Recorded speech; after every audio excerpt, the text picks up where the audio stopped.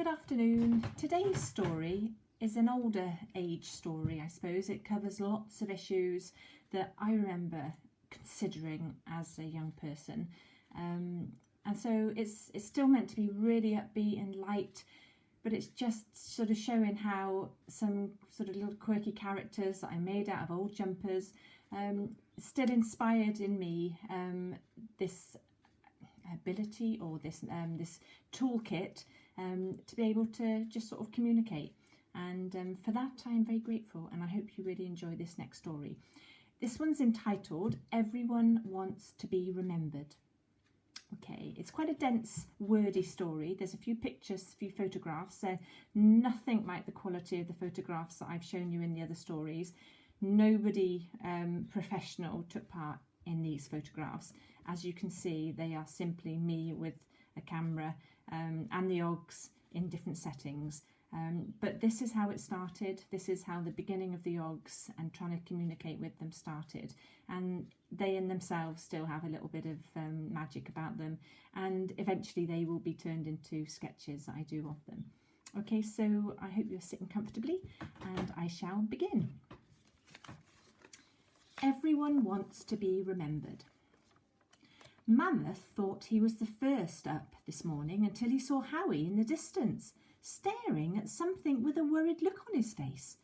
Oh dear, thought Mammoth, I wonder what is worrying Howie today. So off he went beyond the settlement to see him. Howie often hovered at the edge of the Og settlement because he liked to watch the funny folk. Howie had on one occasion confided in Mammoth and told him that he was very, very shy and wouldn't know what to say to the funny folk if he ever got the chance to talk to them. None of the other Ogs realised he was shy because Howie was always joking and seemed so laid back. Howie didn't see himself as the other Ogs saw him. He always kept quiet during discussions because he worried he might say something silly, so instead he always cracked jokes to cover up his nervousness. Howie liked making people laugh. Mammoth noticed that when Howie was around, all the other Ogs were much more relaxed. To build up Howie's confidence, Mammoth would remind him of many of his good points as he could. This always worked. Mammoth would say things like, Howie, you are good at being Howie, and you are very good at being an Og. When they had run out of good things to say, Mammoth would then ask Howie, I want you to think about how you would like to hear others describe you. What would you like them to say? Howie loved this bit. Well, that's easy, he would reply. I want them to say that I am the coolest Og in history with an amazing dress sense. So that is how he spends most of his time, simply practicing being Howie. Some days are easier than others, but his confidence was definitely growing. Mammoth had reached the spot where Howie was sat and called out to him. Yo, what's going down then, Howie? Mammoth always liked to try and sound cool and hip when it was just Howie and him. Woo! Mammoth dude, you just rocked my world right over, creeping up on me like that. I'm sorry, Howie, I was just wondering what had caught your attention. You've been staring over there for ages. I've been trying to work out what these marks mean. There are some on the blue container over there and some on this seat, said Howie.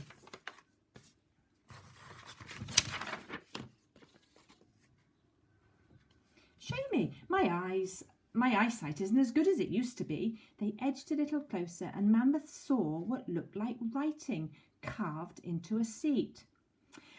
Ah, this, Howie, is a form of tribal marking. Funny folk have been doing this sort of mark making for a long time. It's a way of communicating. That's fantastic, Mammoth. If I can work out what the funny folk are trying to say, perhaps I can communicate back to them, exclaimed Howie excitedly. Thought Mammoth, I can remember the first tribal markings that I ever saw. They were in a cave thousands of years ago. I can remember looking up from where I had arrived and imagine my surprise when I witnessed a magnificent display of drawings and marks. They had been made by early funny folk. You won't believe what modern funny folk call those early funny folk. Even funnier folk, laughed Howie. No, very good though, they call them cavemen. No way, oh yes way. You will often hear of cavemen drawings. They are very important. They help us understand how the funny folk have changed over time. They also show us how they used to work with the environment and what it meant to them. I can tell you now, it was a lot different to today. Cavemen had to make everything from the environment. Tools, clothes and shelters were made from rocks, plants and bones of the animals that they shared it with.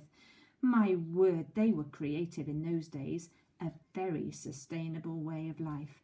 There was no waste and everything was biodegradable. It was only when bones and drawings had been sheltered from the harshness of time that we learn about these early funny folk. Whoa, Mammoth, so you're saying that these carvings are very, very old and made by cavemen? Pointing at the carvings on the bench. Oh, no, Harry, not these ones. These markings have been made by modern-day funny folk. I was just explaining that funny folk have been leaving marks like this to let others know they exist for hundreds of thousands of years. Over time, the number of funny folk walking the land has grown and grown. In fact, it has exploded. What, you mean like hundreds and hundreds of Ogs everywhere? More than hundreds, Ogs. More than hundreds, Howie. This earth is inhabited by numbers that go right off the Og radar. They are known as populations. However, just because there are more of them than us does not mean they're more important than us or that we are more important than them. But it links back to these markings that you have found, Howie. It is about valuing others. And that is something that us Ogs are very good at. I don't understand, says Howie. Let me try and explain. Over many years, these populations of funny folk have had to use their environment to get their needs met. If you had wings, Howie, you could fly up in the sky and look down at the surface of the earth, and you would see this. Where there was once just grassland, rock, trees, sand and water, now there are concrete buildings, modern and old, roads and tracks, all showing us how different tribes of funny folk have attempted to use the environment to meet their needs. Once upon a time, folk only travelled as far as they could walk.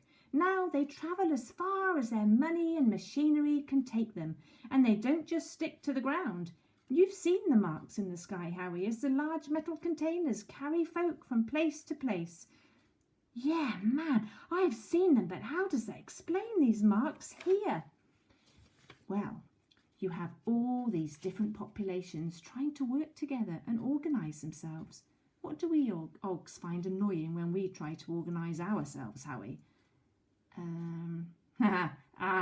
Eleanor bossing us around is very annoying.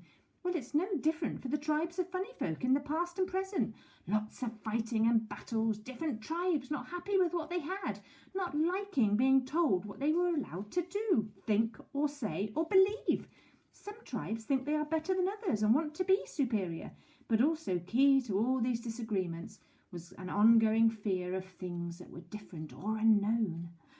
Mammoth continued. Well, funny folk have a long history of feeling happiest when they feel safe. Over time, I have seen the funny folk make themselves safe by building big stone constructions like castles, palaces, and even houses. Also, they will surround themselves with other similar folk who share their ideas and their fears. This pattern can be seen all over the Earth's surface. What's more, it means the environment is thoroughly marked by these tensions, as each of these tribes has tried to communicate and tell the world how important they are. But what has this got to do with the carvings here and the writing over there, sighed Mammoth. I'm getting to that now, Howie, be patient. The only problem is that folk have now started to believe that they need so much to survive. But rather than make it, most funny folk buy everything. Howie, this assignment has released us into a very different world to that of the cave folk. The main focus of modern funny folk is earning money to survive. Money is used to buy food, clothes, houses and so much more. Not everyone can have all the things they want.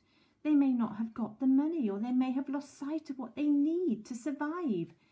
Do you remember me saying that the number of folk had exploded? Yes, I do, answered Howie. Well, it's making life very hard for modern folk. But how could funny folk need more than this? Howie was pointing to their settlement on the beach and the litter and debris that was scattered all over it. We have a really cool settlement and we're having lots of fun here collecting all these amazing things and repurposing them. Look at these cool trousers Graham and Sylvie designed for me out of the material they found. Oh, Howie, I agree, but this is the stuff that the funny folk don't care about. This is what they call rubbish. The funny folk look in books and at large flashing screens watching images of other funny folk. They are telling the funny folk what they must have. It's really hard for folk to know who they are or what they want. They don't know who or where to look for advice.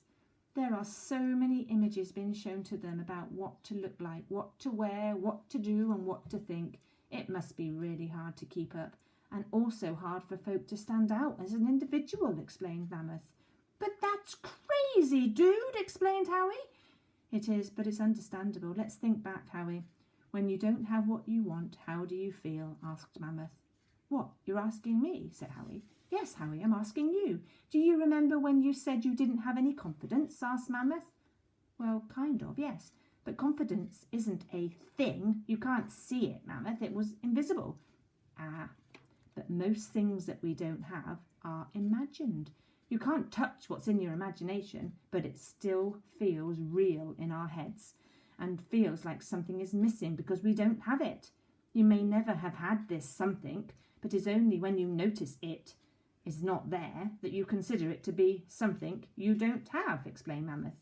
Whoa, man, this is deep. Howie sat there just nodding his head wisely. You definitely thought you needed something to be a better Og, Howie. You thought if you had that something, then you would be interesting enough to talk with the funny folk, didn't you? Yeah, that's right. I wanted to talk to the funny folk as an equal, and I wanted them to think I was interesting. It's really weird, though, Mammoth, because all I discovered was that I like who I am. All I do now is practice being me, explained Howie. That's it, Howie. The funny folk who made these marks are no different. They, too, want to work out who they are. They also want to communicate to us and other funny folk and let us know who they are and what they think. Unless they get some feedback, good or bad, they probably feel like they don't exist. This is a very important bit of tribal writing. It may not be the best way for funny folk to express themselves because it upsets a lot of other funny folk who see it as threatening and disrespectful.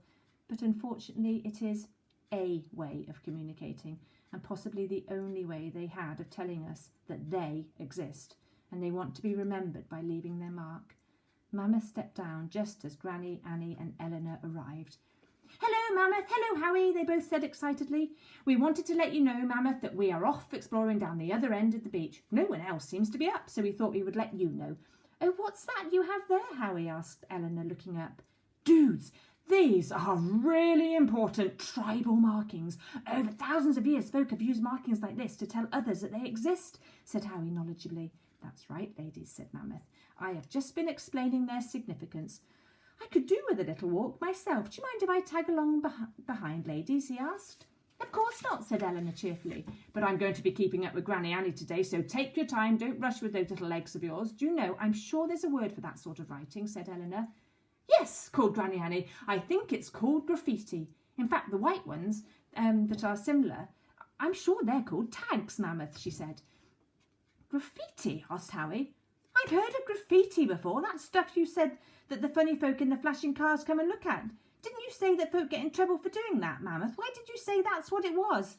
Ah, but then you would have prejudged it like everyone else does, Howie. Sometimes it is important to look beyond or behind the act and try to understand why something exists. And the word you were looking for is arrested. Yes, the folk that do these marks will get arrested if they get caught. The good thing is, though, I have heard about special projects that work with these folk and encourage them to express themselves like this, but in places that other funny folk do not find so offensive. Now, that's what I call progress, says Mammoth, as he turned to follow the ladies. Howie watched them go and thought to himself, what a wise old dude that Mammoth is. He could hear the ladies talking hurriedly as they got further and further away. The last words he heard were from Granny Annie. Follow me, everyone. I know where there is more of that graffiti. Eleanor was trying. To keep up with her, Mammoth, as advised, was just wandering along slowly. He knew he would reach them eventually. All of a sudden, Granny Annie had disappeared out of view. When Eleanor eventually reached her, she shrieked with fear. "Ah, Granny Annie, what are you doing up there?" she cried. "I'm quite safe, Eleanor, but come and have a look at these." And she helped Eleanor climb up some of the rocks. "Look at these markings. They are everywhere. Just wait till Mammoth sees these. He will be so impressed," says Granny Annie proudly. "What do you think they are trying to say, Granny?" asked Eleanor.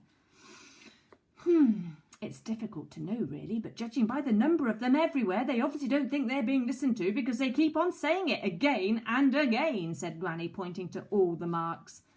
"I think what we are witnessing here are a couple of tags." A tag, Eleanor, is like a label, like these ones on us. She points to the Og label attached to their fabric. They tell everyone that we are Ogs. These tags on the rocks are labels telling us who has left these marks. "Oh, Granny, you are so clever. How do you know these things?" asked Eleanor. "I don't know really, but I'll check with Mammoth if his little legs ever get him here," she replied. Mammoth finally arrived. "Mammoth,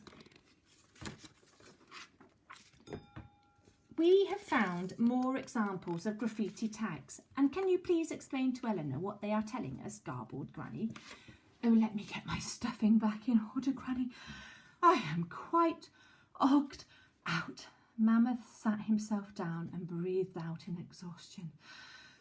"Well, yes, in a way you are quite right, Granny. They are like tags, and the way they are scattered all over the rock face, it does look like a bad case of graffiti, but they are in fact fossils. However, they share another similarity to a graffiti tag. These too are an important reminder of others who existed a long time ago.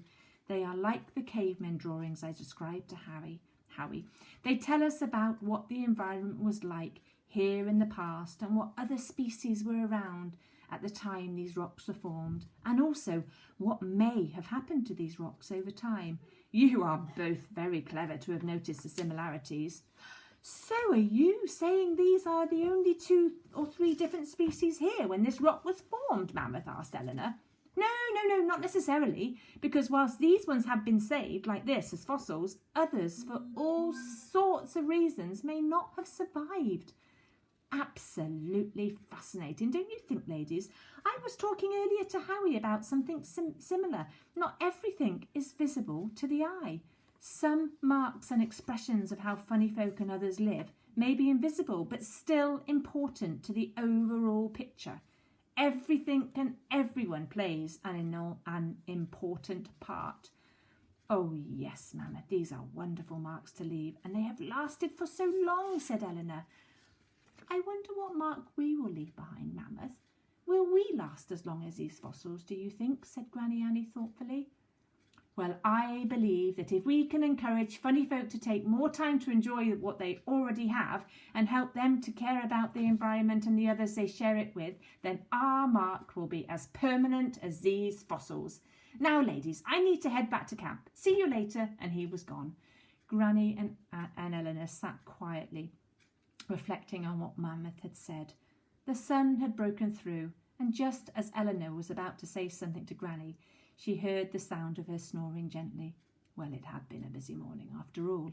Eleanor lay back and closed her eyes, and within moments too she was dozing gently. The end.